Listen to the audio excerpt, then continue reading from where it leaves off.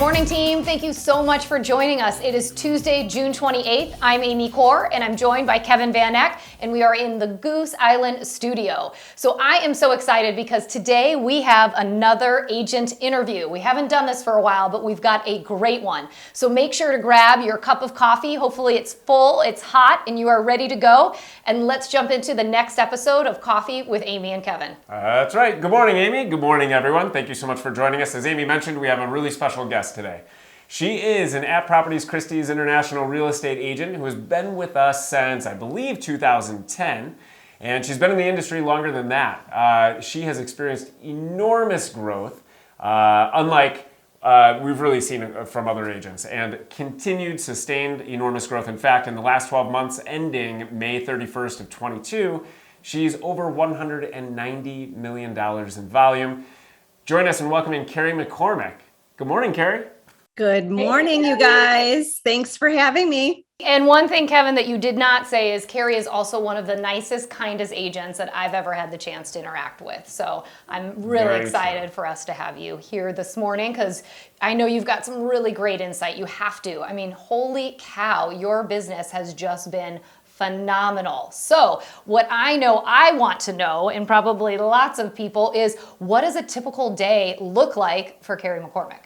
Well, every day is very different, I have to say. But, what I've done just to give myself a little more structure is every morning I do go through, and they say not to go through your emails, but I do go through my emails every morning.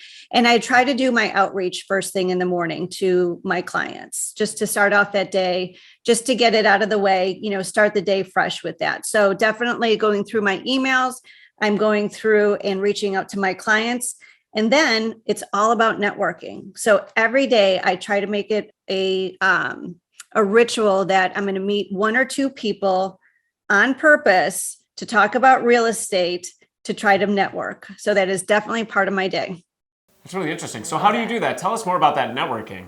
Everyone's a connector, I think. Even if you're going to Starbucks, just think about standing in line. You're standing around 20 different people looking, having coffee, and it's being friendly. And just when you say I'm a nice person, I try to be, right? And you try to give back. There's times that I've been in Starbucks and someone behind me and I'll just buy them a cup of coffee just because, right? And it just opens up a dialogue. They'll be like, oh, that's so nice. Thank you so much. And then I just start talking to them.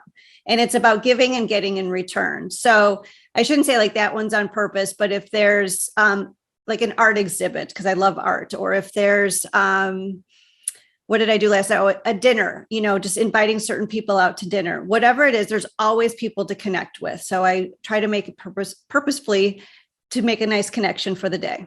Sure. That's super cool. So we're going to cover a lot of topics today, right? So the next one we want to touch on is the fact that you've been through so many different markets, right? We're not going to talk about this specific market yet, but what market that you've been through, or when in your career do you look back and have great feelings, memories? What was your favorite time period during your career so far? So it'd probably be 2005. And I remember that because it was, and the stats just stick in my mind. I sold 371 condos that year. Wow. And it was a good learning curve too, obviously it was a great market to sell that many condos in, but it was just all the different skill sets that I learned. And obviously it was a great year, but it was just kind of the launch of my career, I would say, back then. Wow. That's pretty incredible. 371 condos? 300, and I'll never forget that number. It was 371. Isn't that funny how there just are those things that you will sort of always remember? Okay, so let's talk about that because you have had just a kind of a rocket ship of a career. Not even just in 2021, but we are seeing over these last years kind of a compound effect where you're continuing to grow. How have you been able to consistently grow and manage that growth? Yeah. I wish I had an easy answer for that, to be honest. And as I reflect back into, what did I do and what made that happen, I would really say it was reflecting on who I am and why am I doing what I'm doing, right? And being authentic to myself. Sometimes you look at other brokers or who is successful, and I always find that is helpful to see what other people are doing. But sometimes doing what other people are doing doesn't work for you. right? So, and that's kind of where my social media was formed. It was, going back into 2017 of, who am I? What do I bring to my clients? What is my value? And who do I represent? So when, again, you're more authentic to yourself and who you are, I think that's where it came through to my clients. Yeah. And if it were easy, everyone would be doing it, right? Mm-hmm. That's why there's no easy answer too, is you've put in the hard work. So with that, I think, did you want to? No, but I was just going to say what I love, and such an important message to everybody is, Carrie, you looked at what other people did, but then what you really did is looked internal to sort of figure out who you are and what your value prop is, which I just think is so important because there can be a lot of noise. So kind of really digging in, and I feel like that authenticity, it's showing. I follow you on social media, so I see that. Yeah. And don't get me wrong. I mean, there's a lot of hard work, right? I mean, there's a lot of hard work, and really and another kind of what I call my secret weapon is really being kind to people. Mm-hmm. And it sounds so simple, or it may sound a little cheesy, but people sense that, when you meet someone and, you're respectful to their time, you're respectful to them, they trust you and they want to work with you. They want to be with you. And I found that to be successful because I'll leave an appointment and, if they interview 2 or 3 brokers, and I always want to know, why they picked me. And they said, I just trust you. I like you. You've got, of course, there's the marketing and there's the stats and there's all that kind of stuff, which we all have. But it boils down to, do they trust you? Do they like you? Do they know that you're going to take care of them? Right. And it's exactly that makes you attractive, where people are actually drawn to you versus you having to pitch or sell what you do. Very cool. And that goes back to being authentic, right? And be authentic to yourself. Yeah, definitely. So if you had to sum it up, one thing, over the years, the most impactful, or maybe 2 things, the most impactful things that you've implemented in your business that's gotten you to where you are now. That's a tough one. I would say just better systems in place. I really, there's a saying, you got to work not in the business, but on your business. Mm-hmm. These are all terms that people told me over the years. And, sometimes it takes there's that aha moment. Oh, now I really understand what that means. Right. So, working on the business is putting systems into place and being a little more organized on the back end. So I would say that's probably the number one thing for me. That's awesome. And then are there anything system-wise specifically that you feel like has really helped you kind of get organized? No. No. I've tried different things, and, honestly, the app properties, CRM and just the whole transformation of our intranet and the tools that, you guys have put into place and app properties has put into place, I would say those have morphed over the years and really have been a little more beneficial to my business. So as much as I had a few things on the side, putting it together really has helped quite a bit. That's great. All right. So I want to talk about this because I know for myself really as well, balancing kind of the family, kids, running a business, trying to be everything to everyone. What's your secret? Because you make it look pretty darn good or pretty darn easy. So, how do you manage sort of everything? Because I know how hard that is. It is hard, but I will say I've been in the business for 22 years, which is a hard number to say. I've been married for 23 years and I've got a 19-year-old and a 17-year-old. So they've kind of grown up in the business, if you will. And I think they're just used to, this is who I am, and they know what my schedule is and they know how it is. And, I do work 24/7. But I do know how to turn it off with my family, just so, again, that there's quality time with them, not the quantity, but it's definitely quality time with them. And they support me and they're my biggest fans. So it makes it easy. That's so great. That is cool. I guess with that, we're talking about a lot of happy, good thoughts, good things. Sometimes, though, it's helpful to reflect back on things we wouldn't do again, whether it's mistakes or decisions we've made. Is there anything in your past that if you could time warp back, that you would change, not do, or something that you learned from? I think everything that I've definitely made some mistakes. And actually, I'll share one quick story with you. And it's not really real estate related, but it's how I make decisions. Before I was in real estate, I was in advertising and I worked for E-Trade. I was very successful when I worked at E-Trade, and I had a little bit of an ego. Actually, I had a lot of an ego back then. And I was approached by a company, this is in the late 90s, by the name of Google. And Google came up to me and said, we'd love for you to spearhead our Chicago office for our ad. And I told them no. I told them I thought Google was a terrible name for a company. I told them I would never work for a company that with such a dumb name. And I told them that if they ever heard of AOL and Yahoo, that they're barking up the wrong tree. So obviously we know where Google went from there, and that was a bad decision on my behalf. But it taught me, again, it was an ego thing. I'm thinking, I'm top of my game at E-Trade, who are these people? And what that taught me, through my career, especially in real estate, is to be a better listener and not to jump to conclusions. And really, when you do put your ego aside, and put other people first and just kind of take your time with decisions, things could turn out a little bit differently.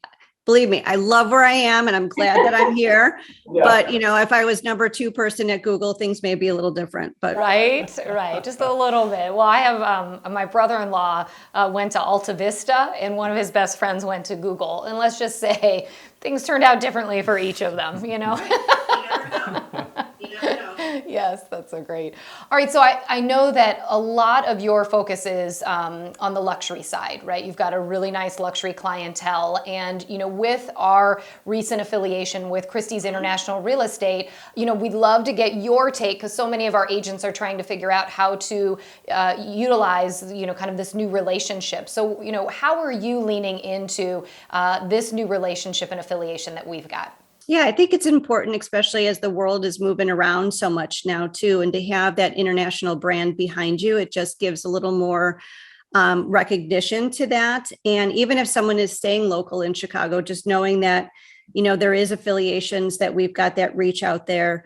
Early on, I talked about that I'm really into art, and, if some of my clients have art collections or they have certain types of collections, again, having that affiliation is such great brand. And again, it's something that they recognize. And as we know through buying things, whether it's Nike or Kleenex or whatever it is, people do get attracted to brand names. And it's not why they make decisions sometimes, but it definitely helps. Yeah, it's super interesting because we have content, right, that we can share that isn't just solely focused around real estate. Right. Where, if our clients are, high net worth individuals, they're also interested in art and collections and wine and automobiles and all those things. So it is a pretty unique affiliation. Yeah. Let's talk about, let's go to this. I think, you're a leader, right? Whether you admit it or not, you're a leader in the industry locally and also nationally, because I've heard people post and talk about you. With that, we're going to ask you for some advice because you've been in the business. You mentioned 2005. We know what happened after 2005. What advice, as the market shifts, we're not going to go through the same market as we did then, but as the market shifts, what advice would you share with colleagues in order to continue growing no matter what happens in the market? Don't change what you're doing. I think a lot of people will retract as well. With the market, they'll pull their advertising. They'll just kind of sit back and just kind of watch the market and just say, no one's buying, I'm not going to do anything. It's really, I think, a time to double down on your marketing and spend more. And also, I do think it's a good time where there are some brokers that will kind of sit back or go on vacation or, whatever. I mean, there's just more market share for you, so I would say, just be focused, stick with your marketing, maybe, like I said, double down on it, and just keep moving forward with it. Yeah, I love that. It's like there's no secret pill, right? There isn't anything amazingly crazy or fast that happens. Yeah. It's just consistency, right? And kind of just sticking to it. And it is a good time too, just to, like I'm going to start revamping my website now, so it's like, okay, I've got a little bit more time in my day. I'm going to now focus on things that I kind of put a little bit on the side. And, just work on your CRM or your website or whatever it is, put that back in the forefront, because when the market does come back into full swing, you're ready to go. Yeah, that's such great advice, because I think sometimes when things slow down, agents immediately panic and don't do anything. And it's like, this is a great time, to your point, to do all the things you never have time for. So that's great advice. So I want to ask you this. You have seen and actually sold some pretty amazing properties. So I want to pretend that you're in the market, that you are looking to buy a house. What are the 3 things that you think need to be in a home that are a non-negotiable for you? Oh my gosh. I have seen so many cool properties, and it makes it hard for me because I come home and I want to redecorate, or I want to move, or I want to, change something. Every day. Yes. Every day. For me, I do like big windows and sunlight. I think, just even from a health standpoint and wellness standpoint, having that sunshine and having a good view. So I would say views and windows are super important to me. Health and wellness also has just kind of come to the forefront. There's so many neat products out there just to make life easier, whether it's, automation of your shades, or there's these new showers that are supposed to rejuvenate you, or, do these, there's just so many crazy things out there. But anything I think to help you as a human being be more healthy and happy every day is that's non-negotiable in the house. I would also just say, a floor plan is that when I look at some of the flow of floor plans of homes, to me, that's non-negotiable. It's got to be able to work for your lifestyle. But, internally, there's anything you can change. You can change a kitchen, you can change a bath, but those would be my 3. That's cool. Love it. Thank you for sharing. And I know we could talk for another 20, 30, 40 minutes. But we can't. So we're not going to keep you for that long. We know you have to get on to your day. Selling some houses. Yeah, networking, reaching out to your people. That's right. But thank you so much for joining us, Carrie. This has been really amazing. Thank you, guys. Yeah, it's been awesome. Thank you so much. Best of luck and success the remainder of the year. And thanks to all of you who joined us this morning. Make it a great Tuesday. Make it a great week. And until we see you next time, remember, you got this.